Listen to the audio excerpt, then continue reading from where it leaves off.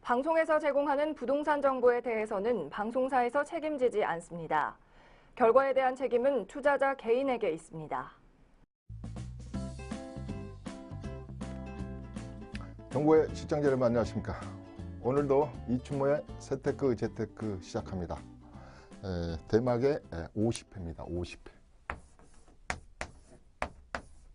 시즌 1, 2, 3까지 합해서 120회를 했으니까 총 170회, 180회 중에서 제가 이걸 한 2년 동안 또 타 방송국에서 이렇게 진행을 하면서 여러분들 부자 되는 방법, 부자 만들게 해드리겠습니다. 뭐 명색이 재테크인데 한 번도 해본 적이 없습니다. 여러분들에게 또 너무 탐욕스럽고 또 정부의 정책도 그런데 뭐 투기를 자꾸 유발하는 것 같고 그래서 그런 말씀을 안 했는데 이제 내가 부산을 간다 180회에 부산을 간다 그러면 거의 종착역에 왔어요. 종착역에. 그래서 몇 가지는 하고 싶습니다. 2019년이 이제 밝았습니다. 며칠이면. 그래서 과연 부자들은 어떻게 부자가 됐나? 내가 32년간을 이 부동산 시장에 있으면서 수많은 부자들만 컨설팅하고 상담하고 상대했습니다. 저는 굉장히 해피한 직업을 가졌다고도 봅니다. 왜냐하면 변호사분들은 또 범죄하시는 분들, 또 판검사분들도 맨날 또 막 죄 짓는 사람들 해야 되잖아요. 또 의사가 좋다 그랬지만 인컴 수입은 저보다 좋을지 모르지만 항상 썩은 이빨도 고쳐야 되고 항상 스트레스 많이 받잖아요. 저는 비교적 스트레스를 받지 않고 살았습니다. 왜냐하면 제가 1990년 이전에 대학 때부터 부동산에 뛰어들어서 그때부터 하사원이 2로만 상승하는 상승작이었죠. 상승작. 굉장히 상승작이었기 때문에 해피했습니다. 또 되돌아보면 왜 나는 그렇게 큰 부자가 못 됐나 이런 생각도 같습니다. 저는 좀 겁이 많아요. 이런 걸 뭐 샀다가 또 내리면 어떨까 이런 현장에 있으면서도. 그러나 그 부자 되시는 분들이 뭐 슈퍼리치처럼 큰 금수저도 오래 물고 있으면 금이 간다면서요. 금수저가 아닌데 그래도 흑수저 상태에서 중간 부자가 되신 분들은 어떤 사람들이길래 어떤 정신을 가지고 살았기에 이렇게 부자가 됐나 봤을 때 첫째 근면성실을 하는 거예요. 근면성실. 남보다 일 덜 할 때 더 하고 막 브릿지 잡도 갖고 열심히. 그 다음에 덜 쓰면 안 쓰면 되잖아요. 세 번째가 부자 되는 방법들은 그동안에 사기를 안 당했어야 돼요. 사기를. 다 모았는데 한 방에 사기를 당한다든가 또 욕심을 부려가지고 한 방에 시드머니가 그동안에 벌어뒀던 돈이 날아가는 거란 말이에요. 또 하나 더 한다면 세택스 플래닝을 잘 짠 거예요. 많이 벌었으면 뭐예요? 이 절세 전략이 절세도 투자다. 수없이 절세도 투자다. 절세도 투자다. 이런 얘기를 했습니다. 그래서 저는 첫 번째 하드는 내년에 2019년은 어떻게 될 것인가 대전망도 조금씩 해보고 그랬으나 여러 가지 설들이 있죠. 뭐 내년에 보합세, 약보합세 조금은 내릴 것이다. 뭐 이런데 가장 우려한 것 중에 하나는 내년에 시장을 우리도 일본처럼 20년, 정확히 20년, 26, 7년에 장기 불황으로 이어지지 않을까. 제조업도 안 된다더라. 여러 가지 경쟁력이 떨어진다더라. 이래서 또 너무 많이 올랐기 때문에 이게 우리 특히 주택에 관해서는 피로감이 너무 많이 쌓여서 쉬어가야 된다더라. 이런 얘기를 합니다. 그 얘기가 맞을 수도 있고 또 어떤 연구기관이나 학자들은 그렇지 않다. 일본하고 우리는 판이하게 틀리다 이런 얘기를 합니다. 일본이 알다시피 우리 아들이 90년생인데요. 1990년도부터 도쿄 말고 주변은 한 87, 8년도부터 이제 경기가 죽죠. 그래서 이제 90년대를 정점으로 쭉 지금 토지값 같은 경우는 26년째 내리막을 걸렸죠. 그래서 이제 2012년에 아베 내각이 이제 들어서면서부터 이제 이렇게 경제가 활력을 좀 찾기도 그랬는데 일본하고 우리나라하고 좀 틀린 점은 저는 분명히 있다고 봐요. 이게 그레이트 크래시, 대추락이 있을까 없을까를 본다면, 그걸로만 본다면, 일본하고 우리하고 틀린 점은, 일본은 90년대부터 경기가 죽었는데 거꾸로 정책을 썼어요. 예컨대 주택 공급을 굉장히 많이 늘렸어요. 막 150만 채, 100만 채 이상. 2006년도가 되면 이렇게 쭉 하면서도 90년대부터 이렇게 해가지고 막 2009년이죠. 9년 이렇게 1990년도부터 경기가 쭉 들어가서 1996년 이럴 때까지 막 160만 채를 공급하고 그랬거든요.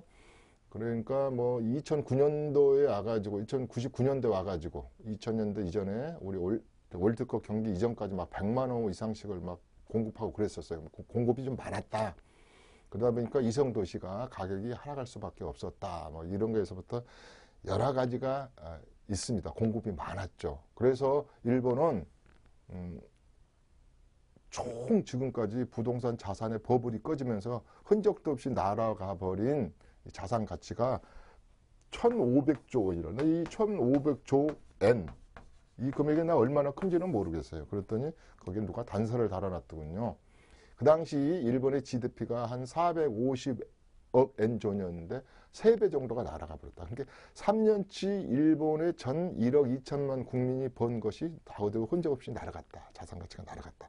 특히 기업들이 가지고 있던 자산 가치에 재테크를 잘못해가지고 그 당시 토지 빌딩을 얼마나 많이 샀습니까? 이래서 그거 빚 갚으려고 기업 투자를 못해가지고 뭐 싸뇨랄지 여러 가지 이런 그런 그 IT랄지 전자공업이랄지 여러 가지 첨단 기술을 가지고 있었던 회사들이 다 망하는 꼴이 됐다. 뭐 이렇게도 합니다. 오늘은 뭐 그 시간은 아니니까. 그래서 거꾸로 우리는 그렇게 공급이 많은 편은 아니라 그랬지 않습니까? 우리가 신문을 아까도 말했지만 1996년도에 일본에서 한 160만 채 정도가 공급됐다고 하는데요. 우리 서울시 아파트를 50년 동안 진 것을 제가 뭐라 그랬냐면 다 세어보니까 164만 채. 이 중에서도 제가 뭐라 그랬냐면 전번에 4년 이내에 준공 난 것은 15만 채. 이것도 강남으로 오면 한 4만 채만 됐다. 그래서 10분의 1 정도 예를 들어서 새 아파트들은 공급이 없었다. 앞으로 공급할 길이 막막하다. 우리가 박원순식 도시재생사업이랄지 박원순 시장님의 앞으로의 재건축 재개발 사업이랄지 이런 것들이 있는데 공급이 그렇게 폭발적으로 늘 수는 없다. 공급이 특히 새 아파트에 대해서는 노후 아파트는 늘어나는데 새 아파트에 대한 공급은 일본하고 판이하게 틀리다. 이런 하나의 이런 것을 보더라도 그래서 요새는 수도권도 그렇지만 비수도권도 살아남은 부동산은 특히 따로 있고 제가 전번에 그랬죠. 수도권도 강남이 따로 있다. 제가 있다. 어디든지 있다.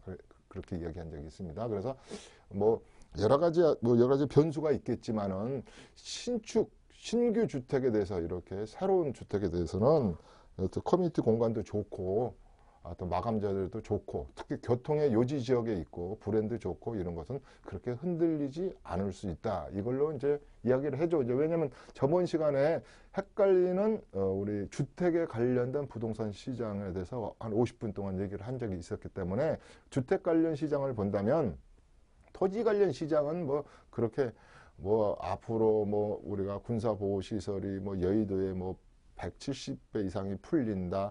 2020년도 7월 1일이 가면 장기 미집행 도시시설이 완전히 풀어줘야 된다. 앞으로 한반도 철도가 놓이면은 뭐 어떻게 된다. 그래서 토지 시장은 잘 모르겠습니다. 모르겠으나 우리가 가장 궁금한 것 중에 재테크 시장 중에 주테크를 제가 주거에 대한 주테크를 중심으로 강의를 하다 보니까 이렇게 신규 주택이랄지 새 아파트 시장은 제 생각입니다. 제 주관적인 생각으로는 그렇게 흔들림이 없거나 앞으로 희소성 때문에 더 오르지 않겠느냐 이 얘기를 합니다. 자, 그렇다면은 도대체 당신이 말하는 이춘모 당신이 생각하는 내 부자 되는 방법, 주테크 가지고 재테크 가지고 부자 되는 방법이 무엇이란 말입니까 하는 겁니다. 그러면 저는 하드를 하나로만 잡겠습니다.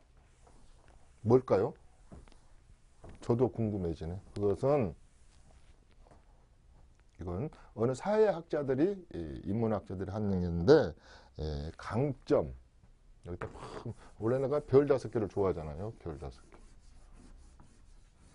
꼭 누가 보면 장수침도 홍보이사 같아요. 이럴 때는 강점, 장점, 메리트. 야, 너 장점이 뭐니? 너 장점을 살려야 된다. 너 강점을 가지고 살려야지. 강점, 극대화 전략입니다. 뭐가 이렇게 어려워? 재테크 하는데 이게 이렇게 어려워. 그래요. 그래서 제가 스나이퍼 이론도 얘기했고, 핫스팟 지역이랄지, 핫플레이스 지역이랄지, 그 다음에 신역세권이랄지, 이런 얘기를 했는데, 결국은 이 강점을 찾아내야 되는, 토지도 마찬가지예요. 상가도 마찬가지예요. 우리가 너 상가 하나 분양받을 거야? 아직 월세 받으려면 그러면 제가 그런 말도 했죠. 신규 사업은 아직 검증 안 됐으니까 야, 헌 거 사라. 이렇게 전부 다 뭐랄까 이 권리금 같은 거라 이런 걸 잘 따져보고 요새는 뭐가 우리 이대에 오늘 뭐 오픈했는데 스트로 이펙트랄지 반경 35km 이내에 상가는 전부 다 멸한다더라. 뭐 쏠림이 있다더라. 그다음 패싱 막 도로가 뚫리면서 그 지역은 죽고 우회 도로가 되는 곳은 죽고 여러 가지 이론이 있는데 그래서 상가 살 때는 그 오래된 거 사고 리모델링 하면 되니까 두 번째는 비 온 날 사라 그런 말 있잖아요. 뭐 풍수적으로 뭐 비가 모이는 곳이 물이 모이는 곳이 뭐 돈이 된다면서요. 뭐 아무튼 주택 부분에 대해서는 강점을 극대화하는 전략의 부동산을 찾아내야 된다. 그러면 강점 극대화 부동산이 뭘까? 예를 하나 들어볼게요. 예를 하나 들어보면 재밌는 기록이 있어요. 기록이. 옛날에 레드삭스라는 미국의 그 유명한 지금도 그렇죠. 뭐 유명한 그 야구단에 윌리엄스라는 타자가 있었어요. 타자가.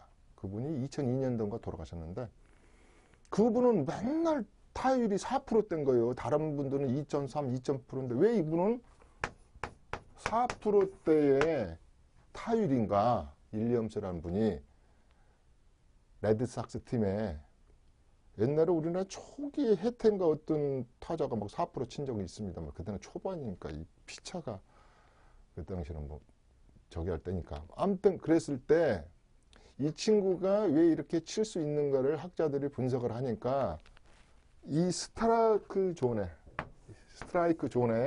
야구 우리 여성 시청자들은 또 못 알아들어요. 이 스트라이크 존에 들어오는 곳을 다시 이렇게 77개로 분석을 한 거예요. 77개로 이렇게 나눠서 77개 나가지고 딱 여기에 오는 곳이 다를 때 이럴 때는 치지 않는 거예요. 이 친구가 딱 77개로 이렇게 스트라이크 존입니다. 여기에 오는 것만 치다 보니까 타율이 좋다 그래요. 자, 이 이론은 뭘까요? 요 속에 들어와 있는 스트라이크 존에 들어와 있는 부동산은 결국은 이 핫스팟 지역이 아니더라도 그렇게 내리거나 내가 재테크를 해서 낭패 보는 일은 결국 없다. 그런데 매일 이 부자가 못 되는 분들은 이렇게 아웃바운드 이런 곳에 타점이 이런 데 있는 곳에 투자를 합니다. 1번. 왜 그러느냐. 이 존에 들어오면은 누가 몰라 돈이 비싸지 않니? 이런 얘기 있죠. 갭 투자를 했을 때 8대2 법칙이라는 게 있어요. 8대2 법칙. 1억인데 2천만 원 가지고 투자를 하는 분들은요. 80%의 근심을 가져야 됩니다. 언제 세입자가 방 빼달라 그러지? 이건 내리면 어떠지? 그런데 이것을 거꾸로 8천만 원의 돈을 갖고 2천만 원의 보증금 월세를 주신 분들은요. 나간다 그러면 나가세요. 그러면 제가 보증금 빼줄게요. 이렇게 고민이 20%밖에 없어요. 그러니까 그러면 무슨 원리냐. 돈이 많으면 돈이 많이 보일지. 사실은 그래요, 지금. 뭘로 증명하죠? 강남의 6배가 오르는 지역은 전부 다 고가 상품이었어요. 누구나 갖고자 하는 지역이 있었단 말이에요. 근데 이 안전한 스트라이크 존에 온 거죠. 그러니까 이 강점이 다 이 속에 있는 거예요. 몰세권, 학세권, 역세권, 숲세권, 그 다음에 집은 10억이지만 이웃이 20억을 사라는 거에서부터 모든 이 지역에 있는 거. 이 지역이 아까 뭐라고 했죠? 서울에서는 말하면 이 지역의 아파트는 준공된 지 4년, 3년 된 것이 15만 세대밖에 없어요. 서울 얘기를 하는 겁니다. 이 속에 들어있는 거예요. 이 속에. 제가. 그러면 토지도 마찬가지입니다. 토지를 좀 싼다 그래가지고 저기 어디 임야를 이상하게 샀다. 위험하게 막 풀리지도 않을 것 같은 그린벨트를 샀다. 지뢰밭을 샀다. 시설 부지가 군사 보호 시설 부지가 뭐 풀린다 이랬을 때는 리스크를 안고 사는 것이죠. 우리가 이때 하는 말이 물론 거기서 대박이 안 난다는 거 아닙니다. 또 이런 말씀하시면. 그래서 우리가 세 글자로 말하죠. 세 가지 재테크할 때 옛날에는 포트폴리오를 구성해가지고 여러 개 사놨다 보면 한 녀석이 잘 되겠지. 자식을 10명 낳았는데 한 녀석이 똘똘한 녀석이 판검사가 되고 가게 그러면 전 지네 동생들을 다 서울로 이끌어가지고 부자가 되고 좋은 직장을 잡겠지 이런 얘기잖아요. 근데 지금은 똘똘한 주식 한 개 잘 분석을 해야 되겠죠. 그 다음에 똘똘한 집 한 채, 똘똘이 주택이라 그러잖아요. 더 중요한 것은 똘똘한 곳에 사야 되는 거예요. 다시 말해서 똘똘한 곳. 이 스트라이크 존이겠죠. 그 다음에 그 중에서도 수많은 아파트와 상품이 있는 똘똘한 물건을 사야 되겠죠. 그러면 이제 주식 같은 것도 똘똘한 주식 그러잖아요. 이 물건 중에서도 진짜로 이제 여러 가지를 판단해야 될 거 아닙니까? 돈 이걸 얼마를 투자했는데 어떻게. 그래서 어떻게든지 이 스트라이크 존을 첫째 찾는 것이 재테크의 리스크로부터 벗어나는 겁니다. 자, 다시 하겠습니다. 이 별 5개를 그릴 때 1번 이제 스트라이크 존은 이제 여기다 그려놔야지. 여기다 딱 그려놔야지. 혼돈에 갈팡질팡한 이 시장에서 뭐 지방은 안 좋다. 아이고 뭐 지방에서도 내가 강주 사람이야. 전라남도 강주 사람. 어디에 살지? 봉순동에 사야 되나? 아이고 우리 뭐 광산구에 사야 되나? 아이고 어디에 사야 될 때 하더라도 그 지역마다 이 스트라이크 존이 있어요. 스트라이크 존. 찾아서 똘똘한 문건을 25평을 살까? 22평을 살까? 이 지역은 43평이 희소성이 있으니까 이걸로 살까? 뭐 학군 뭐 다 따져야 되겠죠. 역세권 따져서 이 스트라이크 존을 찾아라 되는 거예요. 이게 별이 하나예요. 하나. 1번.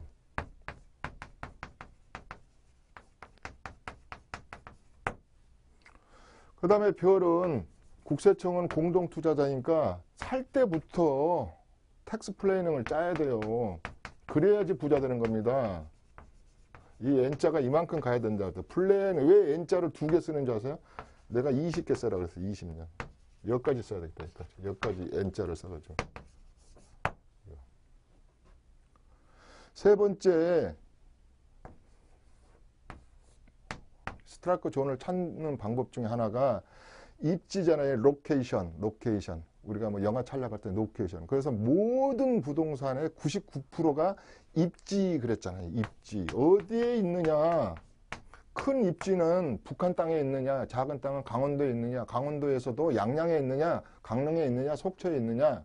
서울에서도 25개 중에서도 관악구에 있니? 금천구에 있니? 저 강북구에 있니? 서초구에 있니? 서초구 중에서도 강남구 중에서도 43구 중에서도 청담동에 있어? 개포동에 있어? 개포동 중에서도 개포 8단지야? 개포 3단지야? 1단지가 제일 크지? 지분율이 어때? 이렇게 이렇게 스트라이크 존을 이렇게 찾아가다 보면 여기가 일리암스처럼 4%의 레드삭스 팀의 일리암스처럼 딱 그 점이 오는 거예요. 그럴 때 아까 말한 대로 똘똘한 한 채, 똘똘한 곳, 똘똘한 녀석을 딱 찍을 수가 있어야 돼. 그러면 쉽지는 않아요, 이게. 이게 근데 이건 뭐 부동산은 과학이다 그래가지고 이게 데이터를 해가지고 이걸 딱 찍어주면 좋겠네. 이걸 77개를 나눴는데 A1, A2, A77 그러면 A33을 딱 찍으세요. 그런데 미안하지만 부동산은 AA 수준의 물론 데이터로는 나눌 수 있어요. 예컨대 지금 얼마만큼 올랐고 노후도가 어떻고 이럴 것이지만 그건 보조 자료에 불과하고요. 진짜는 아직도 발품 팔고 여러 가지를 분석 스스로 해서 결론을 내리는 이 입주라고 썼네. 입지. 이걸 이제 찾아내는 겁니다.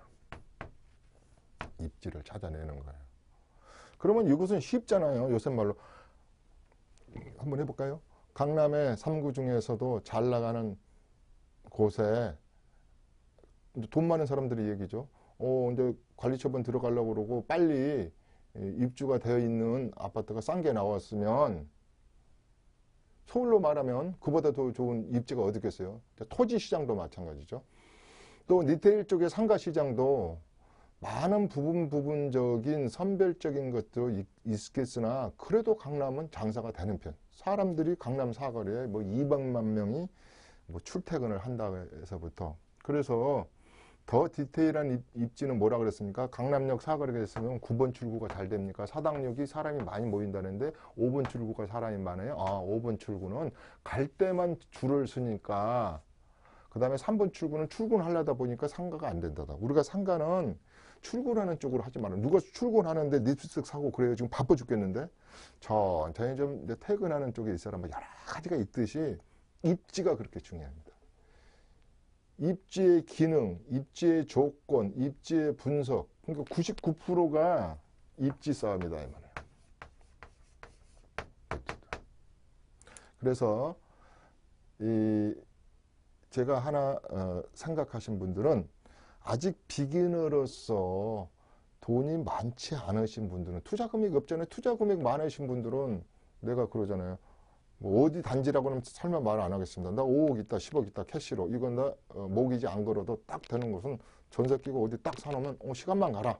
3년만 가라. 4년만 가라. 그러면 철거하고 동호수 받아서 내가 옆에 부동산이 지금 33평대가 22억, 23억 간다더라. 이게 25평짜리가 14억 간다네? 이렇게 해서 비교해 볼 수 있잖아요. 14억 가는데 내가 이거 사는 비용, 모든 비용을 딱 해보니까 9억 정도 들어가네? 세금 좀 빼고라도 한 3, 4억 남겠군. 또 우리가 분양을 받을 때도 마찬가지잖아요. 우리 지금 일회 신도시도 이번에 이제 27일부터 분양 받고 뭐 받지만은 이거 분양가하고 옆에 거 지금 있는 거 보고 해보면은 지금 새로 분양받은 것이 훨씬 비싸질 것은 당연하지. 단지수가 크고 그렇다면. 입지가 같은 라인에 서 있다면은 왜 그래요? 이게 더 새 거잖아요. 누 아파트잖아요. 싱싱한 아파트잖아요. 그건 쉬워. 그런 건 쉬워서 제가 부동산이 이제 이동하고 있다. 이동하고 있다. 이 말은 서울만 서울이냐 강남만 강남이냐 이걸 떠나서 수도권에도 전번에 말했듯이 29개의 시와 3개의 군으로 이루어져 있는데 그 중에서도 서울을 근접해서 바운다리, 보더, 경계선에 있는 신역세권, 앞으로 여기 역세권이 형성될 것, 압축. 2시간 60분, 40분 거들던 것이 19분 이런 대로 압축돼서 직주 근접형이 된다든지 여러 가지 입지가 이동할 수 있는 이 스트라이크 존을 찾아야겠다. 그래서 제가 쭉 해서 요즘 사회 간접이 뭐 비용이 어떻고 이런 데를 많이 하는데 쭉 보면 제가 한 3개를 골라봤어요. 이거 광역 철도 노선이나 뭐 C형만 나오니 C형, A형 뭐. 이 GTX 땅속으로 간다면서요? 그 다음에 50m 이하로 판다니까 땅값 보상 안 해줘도 된다면서요? 소음이 없다면서요? 그러고 교통 시기도 빠르다. 그러면 이런 거만 예를 하나 들은 겁니다. 수도권의 광역 급행철도. 그러면 A 노선이 있고 뭐 C 노선만 나와 있네. 요게 A 노선이고 요게 B 노선이고 뭐 예를 들면 A 노선은 AB 타당성 조사가 끝나서 올해 아니면 내년에 착공 들어간다면서요. B 노선은 AB 타당성 안 하고 빨리 좀 진척을 한다면서요. 막 호매실 같은 데는 못 살겠다, 입주한 지 10년이 되는데 왜 돈은 다 개발부동금은 받아가 놓고 전초는 우리는 안 해주는 거냐, 왜 강교에서부터 연결을 안 해주냐. 그러니까 막 아니 저쪽에 북쪽에 양주 옥정지구는 언제 개발해 놓고 8호선을 언제 끓여줄 거니, 다산 신도시는 8호선을 언제 강 건너 올 거니. 이거에서부터 그렇게만 된다면 지금의 집값보다는 내리지는 않고 올라갈 일만 남았단 말이에요. 왜 그러냐, 스페이스 공간이랄지 여러 가지가 좋고, 이 택지 개발지구가 신도시가 그게 뭐가 좋습니까? 널찍널찍하고 공간이랄지 이런 걸 잘 해놓고 새 아파트고. 근데 가장 하나가 문제가, 학구는 그런 대로 참겠어. 이게 출퇴근이 안 되는 거예요. 이 짐짝처럼 몸을 자기 개발하는 생각이 녹초가 되는 거예요. 녹초가 보통 2시간 걸리고 그냥 1시간씩 걸리고 이렇단 말이에요. 그래서 이것을 압축 출근, 뭐 좀 단축 출근, 이렇게 해서 이게 입지를 나한테 거꾸로 전철이 싣고 와가지고 이동해가지고 좀 가깝게 만드는 방법들이 어딨냐 그랬을 때, 의정부 측에서 금정으로 가는 이 가천축이라 할지, 지금 뭐 양재 이런 건데 뭐, 근데 이제 결국은 요 삼성역이, 저희 사무실도 삼성역이 있습니다만 임대료가 비싸요. 현대 글로벌 센터가 뭐 9조 5천인가 해가지고도 우리 사무실에 이렇게 내려다 보면은 그냥 뜯어놓고 그냥 가만히 있어요. 그런데 삼성역이 저기 신주쿠, 일본의 신주쿠 가보셨잖아요. 신주쿠역처럼 6개 A, B, C역, 뭐 9호선, 2호선, 또 1회에서 신사까지 오는 선까지 합하면 뭐 6개 역이 5층까지 지하를 파가지고 최고의 역이 될 수밖에 는 없는 건 맞아요. 삼성역을 중심으로 하니까. 여기 어떻게 보면 신주쿠역 같아. 신주쿠, 일본에. 그리고 뭐 서울역에서 그다음에 신분당선에서 그러면 딱 보면은, 제가 이 그림을 생각하려고 하는 게 아니라 심지어 송도가 지금 우리가 강남역에서 버스 타면 한참 졸다가 또 한 번 더 졸아야지 이제 내리세요 그러거든요. 근데 이제 이런 게 인천시청으로 해서 부평으로 해서 뭐 서울역으로 해서 뭐 이런 가는 선이랄지, 제일 이거 이 선, 이 킨텍스에서 저기 고양 운정지구에서부터 오잖아요. 여기 한 개 더 있어요. 위에 차량. 이 대곡 그랬잖아요. 여기도 4개의 커드풀 뭐 교통이다. 뭐 이렇게. 이게 무조건 버스보다는 이렇게 철도가 연결되는 거. 그래서 연신내를 통해서 또 이렇게 성남으로 해가지고 저 동탄까지 간다더라. 뭐 그래서 대곡이 좋다더라. 이런 말도 많이 했잖아요. 뭐 서울역은 말할 것 없고. 그래서 이렇게 우선은 저는 이 스트라이크 존을 잡을 때, GTX는 과거 서울시장하고 그다음에 경기도지사하고 제발 그냥 어떨 때는 이런 정도 있었죠. 그냥 서울시하고 경기도하고 그냥 합해보자 하는 것도 있었고, 이걸 그냥 광역 역세권으로 만들자 그러고. 그런데 이제는 못 살겠다 갈아보자가 아니고 못 살겠다 전철해달라 이거 아닙니까? 그래서 이런 것은 속도를 낼 것 같아요. 이제 속도를 낼 것 같다. 그래서 가장 우리가 집값이 수도권에서 안 올랐던 지역이, 미안합니다. 의정부 시청자분들 뭐 공감하시겠죠. 그렇잖아요. 뭐 근데 이제 거기도 뭐 밀락지구라고 다 해놓고 거기서 조금만 가면은 우리가 이제 밑으로 뭐 다산 신도시지만 이런 데까지 이제 열악한 데까지 이렇게 전철을 연결한단 말이에요. 이렇게 이런 뭐 금정까지 해가지고. 그래서 이런 A 노선, B 노선, C 노선을 할 거 없이 이제 A 노선이 제일 빠르다니까. 요 노선이 빠른 게 아니라 요 노선이 빠르죠. 만약에 지금 가천까지 삼성역에서 들어가는 것은, 이건 4호선이 지금 가천을 들어가고 있지만, 또 이렇게 하면은 또 우리는 지방 시청자분들이 많은데 뭐 가천이 4호선 들어간 지 내가 어떡하냐 뭐 그럴 수도 있는데, 이렇게 양재에서 강남역에서 연결한다면 가천 집값은 틀려집니다. 틀려져요. 아주 틀려져요.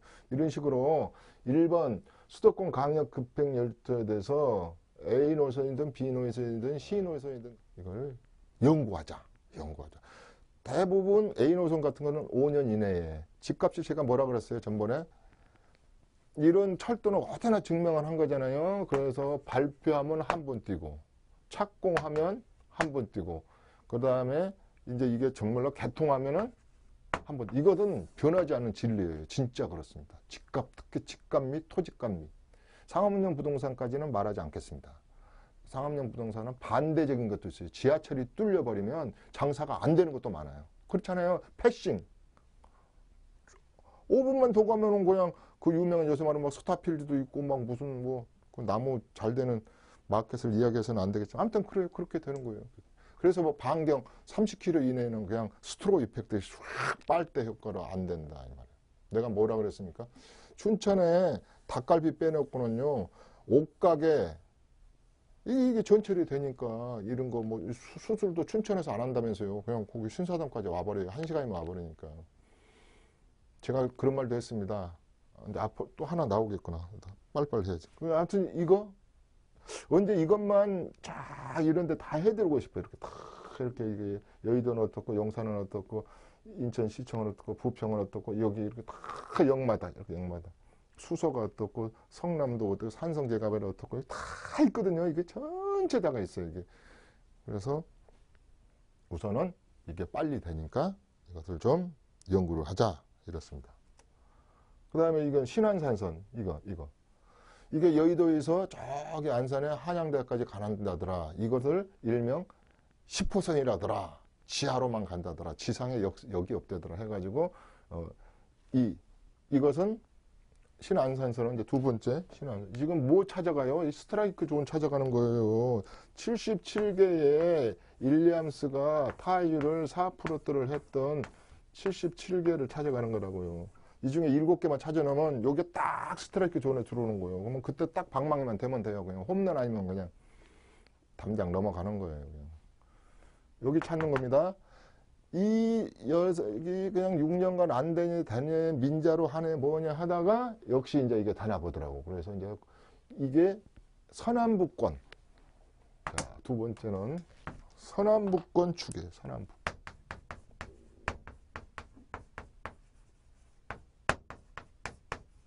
이게 이제 동남이 우리가 대표적인 게 어디예요? 강남, 앤드 성남, 앤드 판교 이런 라인들이 비싸잖아요, 집값.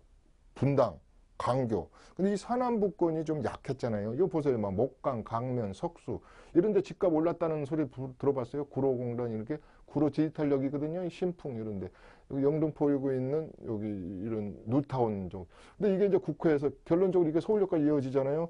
이 녀석이 이렇게 간다. 그러면 가장 또 아까 의정부 얘기했는데 또 안산 시청자분들이 뭐라 그러나 안산이 집값이 잘 안 올랐었어요.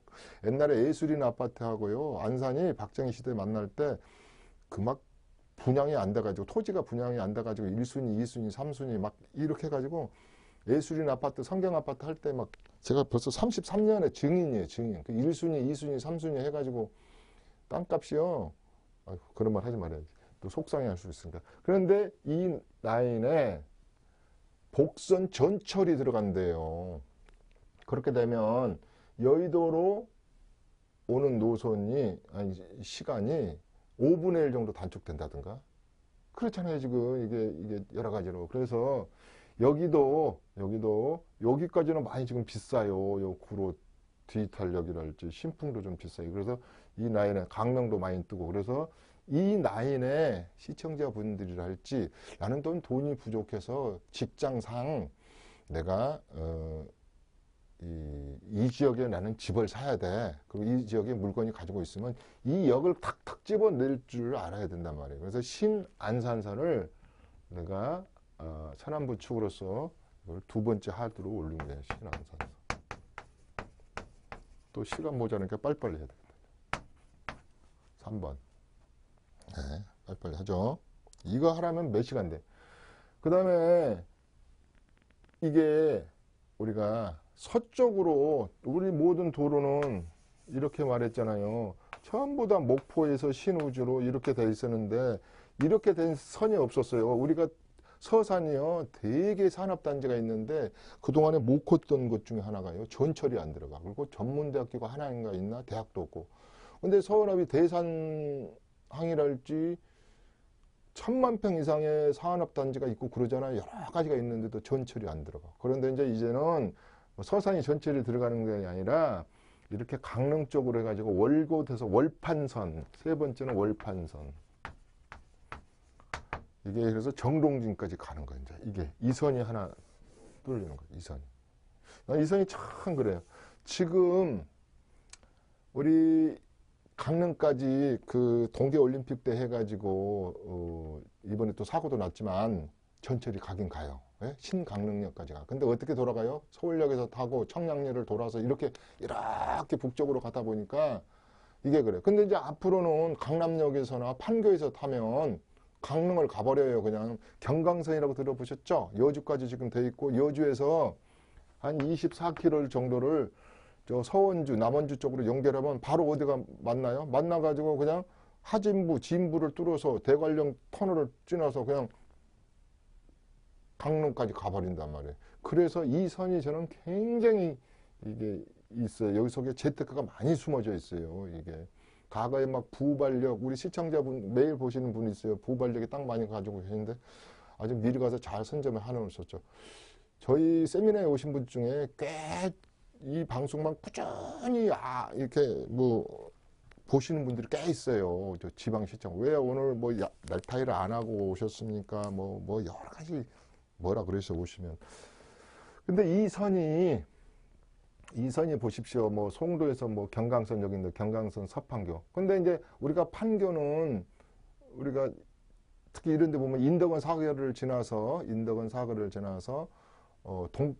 동판교 같은 데는 전철이 없었잖아요. 이게 서판교는 동판교만 이렇게 판교 전철역이 있었지. 그러니까 여러 가지가 디테일하게 이제 연결되는 거예요. 저 일본처럼. 그래서 우리가 서울시랄지 일본이 그런다 그러더래요. 어느 동에 살든지 13분 이내에 전철이 있고 또 어떤 곳은 뭐 어느 현은 다 걸어서 7분 내에 전철이 있듯 우리 서울은 웬만큼 9호선이 연결되고 확장되고 8호선이 확장되고 이러면서 9호선도 이번에 좀 보훈병원까지 또 확장됐잖아요. 이러면서 100%는 만족할 수는 없으면 그런 대로 버스 한번 마을버스 타면 전철이 다 카바가 됐잖아요. 근데 아직도 대한민국의 국토는 이래요. 뭐 좀 더 길게 나가 볼까요? 뭐 우리가 하면 뭐 서울역에서 전철을 타면은 쭉 해가지고 단둥까지 신우주까지 간다더라 해서부터 이쪽에 철원에서 이렇게 연결해가지고 나진 선봉까지 800km, 이쪽에 신우주까지 400km, 뭐 양쪽에 이번에 뭐 남북 하이가 잘 되면 그냥 쭉쭉쭉쭉 갈 모양이더라고요. 그래서 철길 따라 재테크가 있다. 특히 토지 투자랄지 이런 아파트 투자를 할 때 여기에서 또 더 그러면 일반 도로도 마찬가지죠. 뭐 문상까지 고속도로를 뜬다더라. 이번에 보니까 김해에서 진주를 지나가지고 거제까지 그냥 고속도로를 뭐 만들겠다더라. 공항을 또 어디 뭐 한다더라. 그래서 그런 건 놔두더라도 이 철길은 무시하면 안 된단 말이에요. 철도가 이렇게 입지를 거의 뭐 저는 90% 이상 좌우한다고 봅니다. 그래서 이런 얼god에서 시청을 지나서 강수, 이 석수도 마찬가지 이런 거에서 안양 운동장을 지나서 이게 얼마나 비쌉니까? 여기 지금 막 재개발 한 2군데 있거든요. 이런데 인덕원, 이게 또 요지가 되잖아요. 이런 거 청계. 여기 지금 전철이 없잖아요. 이 서판교. 판교는 있는데 동판교는 있는데 서판교는 전철이 없었어요. 근데 벌써 집값이 많이 반영은 됐는데 제가 뭐라 그랬어요? 계획이 발표됐을 때도 중요하지만 착공이 되면 진짜 이제 되는 거 아니에요? 그럼 착공이란 건 뭐예요? 여기 어디 2번 출구가 어디고 3번 출구가 어디가 정해져 있잖아요. 그래서 이런 것들이 중요하다. 큰 그림을 3개를 해봤어요. 뭐 이보다 더 있지 뭐. 이거 제대로 하려면요 인터넷 들어가가지고 우리 철도 계획에 대한 것이 쫙 올라 있어요. 쫙 뭐 어디를 연결하고 이런 거 하고 제가 이제 일부러 큰 틀만 가지고 나와봤다 이 말이에요.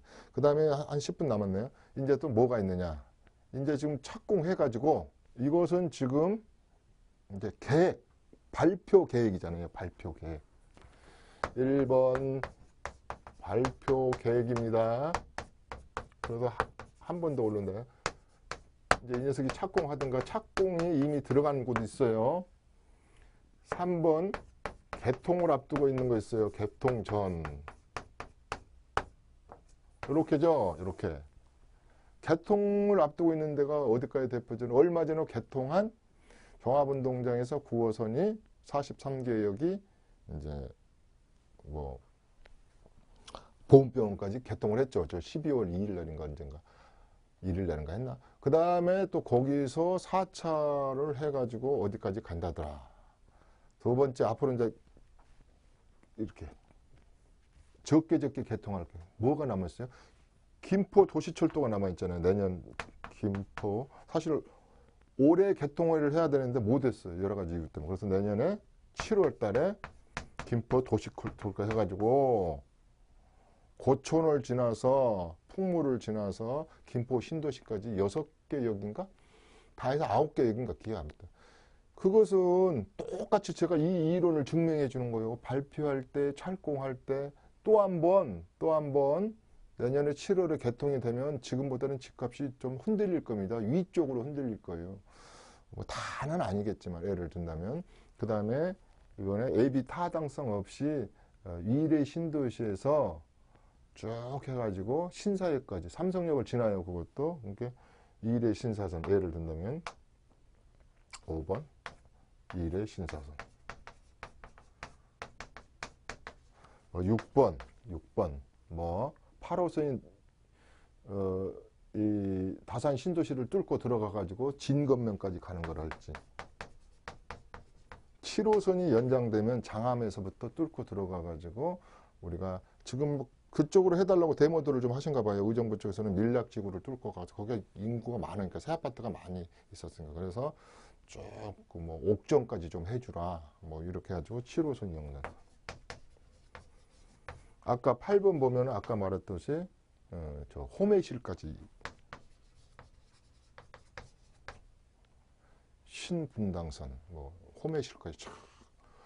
아니 우리 강남역에서요 잠깐 뭐 한 16, 7분이면 뭐 분당 가버려요. 분당도 보십시오. 그 옛날에 정자역까지가 좀 이렇게 부동산 시장이 꿈틀거리고 그러는데 이제 미금역을 뚫고 지나가 버리잖아요. 그 또 미금역 주변의 아파트가 또 상당히 가격이 올랐지 않습니까? 그래서 분명한 것은 제가 말씀드리고 싶은 것은 이런 스트라이크 존을 찾아야 되죠, 이제. 그러면 요 이제 마무리하고 끝내겠습니다. 요걸로 딱 마무리하고 이제 끝내죠. 아주 쉽게. 이렇게 이제 세 가지를 보자 해놓고 땅 찾을 때도 그렇게 해야 되는 거예요. 제가 지금 뭐 찾으러 다닌다고요? 강남역에서 판교역에서 딱 타면 1시간 좀 지나다 보면 잠깐 줄도 나면 강릉 신역에 내리는데 멀티 헤비테이션처럼 나는 자연이다 그러니까 전부 다 싼 땅 좀 있어가지고 그런 데 가서 뭐 고추도 심고 상추도 심고 내 친구들이 또 그런 걸 좀 해달라 그래서 내가 또 그런 걸 이제 이런 전철이 요걸 전철이라고 보는 거 이게 스트라이크 존이에요. 그러면 전철이 안 건 데를 갖다가 야구 방망이를 갖다가 배팅 하면은 볼 나와 볼 아웃 나와 버리든지. 그러니까 요 스트라이크 존은 우선은 요 전철 내에 있어야 된다. 그리고 이것도 이제 분석을 해야 된다. 왜? 우리가 지금 뭐 찾아가는 거죠? 이거 찾아가는 거잖아요. 여기 빨간 걸로 써볼까요? 이거 찾아가는 거잖아요. 이거 여기 이거 스나이퍼 이론 스나이퍼 여기 그러면 자 5분 남았으니까 자 생각해보자. 거꾸로 이제 봐요. 여기 노선에서 내 돈에 맞고 내가 앞으로 3년 후에 5년 후에 내가 들어가야지 여러 가지 자기 컨디션을 맞춰야 될 거 아니야. 그러면 A 노선, B 노선, C 노선에서 자기에 맞는 역을 찾아야 될 거 아닙니까. 자기 돈에도 맞춰야지. 내가 돈이 2억밖에 없는데 이 삼성역에 올라가려면 부동산에서 상담도 안 해줘요. 아이고 사장님 가세요. 우리 맨날 여기 한 40명씩 줄 서 있어요. 이러잖아요. 자, 또 이 노선에 가가지고 독산동, 석수, 이거 군부대가 많다던데 여기 새 아파트 현대에서 지금 980대 짓는다는데 강면 재개발이 많다는데 중앙대학교에서 뭐 병원을 지금 세워가지고 거기 뭐 또 대단하던데 종합병원 뭐 이런 데서부터 신풍 여기 뭐 신길 뉴타운이 어떠다던데 영등포 어떠던데 국회가 어떻다던데 내가 정말 나는 돈이 없어서 여의도는 못 가겠구만. 요만큼 라인에서 찾는 거예요. 이렇게 찾는 거. 여기는 말할 것도 없고. 이래서 이렇게 찾아서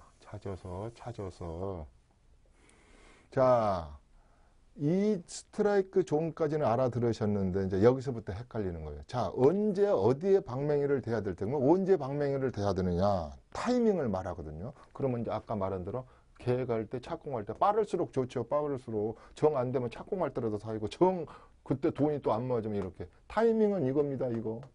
근데 이 타이밍에 있다가 하나 알파를 해야 되겠죠. 디테일 쪽에. 이것은 좋은데 각 물건이 틀릴 거 아닙니까? 안양에 있는 물건, 군포에 있는 물건이 이제 언제 철거한다더라. 언제 주민청약을 한다더라. 그러니까 아직 싸다. 아직 이제 비대위가 구성됐다더라. 조합 설립 인가가 낮다더라. 이렇게 해서 우리가 단계가 보통 10단계잖아요. 10단계에서 13단계를 또 이제 고민을 해야 돼요. 이제 그것도 또 브랜드가 뭐냐, 몇 세대냐, 요 역으로부터 얼마에 떨어져 있느냐, 학조는 뭐냐, 물론 다 중요하죠. 그러니까 이제 여러 가지 변수를 집어넣어가지고 이 스트라이크 존을 찾아가는 거니까. 그래서 요것은 각자 개인에 맞게 이 역은 국가가 하는 공익사업이니까 이건 이미 정해져 있는 거고 요것은 개인을 접목시키잖아요. 내 개인의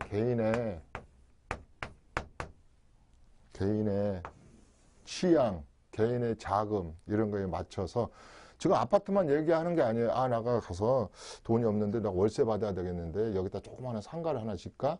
그 다음에 두 번째 이 역에서 해야 될 일 하나 있어요. 그게 내가 가장 좋아하는 작은 디벨로퍼. 그래서 요 밑에 또 다를 거예요. 이게 생산성 부동산이에요.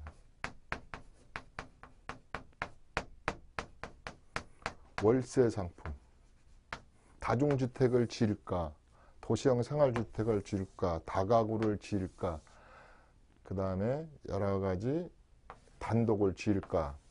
이런 것을 월세 상품을 서울에서는 비싸니까요. 보통 서울에서는요. 이게 강남을 따져볼까요? 전용 면적이 50% 나온다 그러면 100겠죠. 1억이면 한 평당 2억. 이게 뭐라죠? 이런데 막 북일해 같은 데서 1억씩 분양했거든요. 근데 아까 뭐라 그랬어요? 큰 덩치 큰 녀석이 오면 그냥 싹 빨아들여 버린다고 했잖아요. 상권을. 근데 의외로 이런 데를 짬짬이 이렇게 적은 돈으로 잘만 사놓으시면 꼭 그 지역에 필요한 가게, 상점이 몇 개는 있죠. 그게 요새 말하는 핸드폰 가게. 뭐 달란드로 줘야지. 여러 가지가 있기 때문에 이런 데를 머리를 쓰는 겁니다. 그래서 전번에 제가 11개 역에서 8개 역으로 압축시켜가지고 이런 걸 찾아내서 팔품 팔아야죠. 모르면 전문가 도움 받아야지. 뭐 저는 밥만 먹고 이거 한다니까요. 이것을 찾아내서 자기에 맞는 돈에 맞아서 미리 묻어야 돼요. 자, 미리 묻으면 오래 걸리는 것은 10년 걸리겠죠. 개통이. 오래 좀 거는 걸 뭐 7년. 어차피 지금 착공하고 이런 건 다 5년 안에 개통이 되니까. 시세는 반영되니까. 이런 얘기를 해서 이런 선들은 좀 빠를 수도 있어요. 저 판교에서 저쪽으로 저 서원주로 연결하는 거 이런 것은 24km만 연결하면 되니까 뭐 이런 거에서부터 하여튼 많아 이게 많아 이게. 그래서 자기에 맞는 생산성 부동산을 만들자. 자 1번, 2번 했습니다. 자 이제 여기서 마무리하고 끝내겠습니다. 제가 뭐라 그랬냐면 초반에 극점, 극대화, 극점.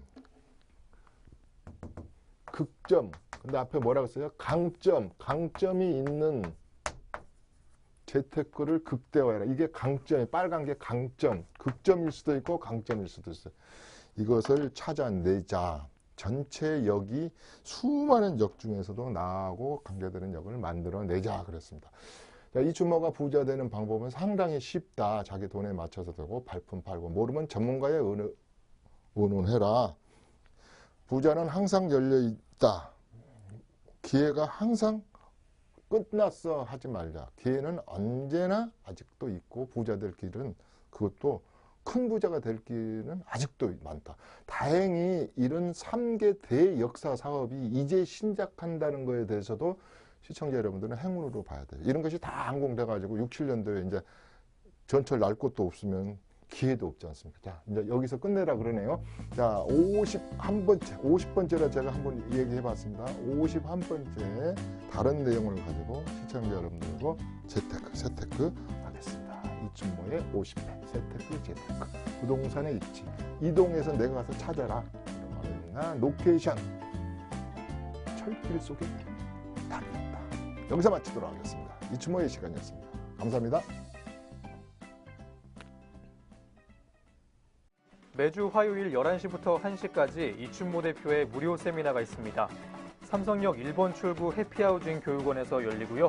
부동산 절세 세무 전략과 보유 부동산 세 판짜기를 주제로 강의가 진행됩니다.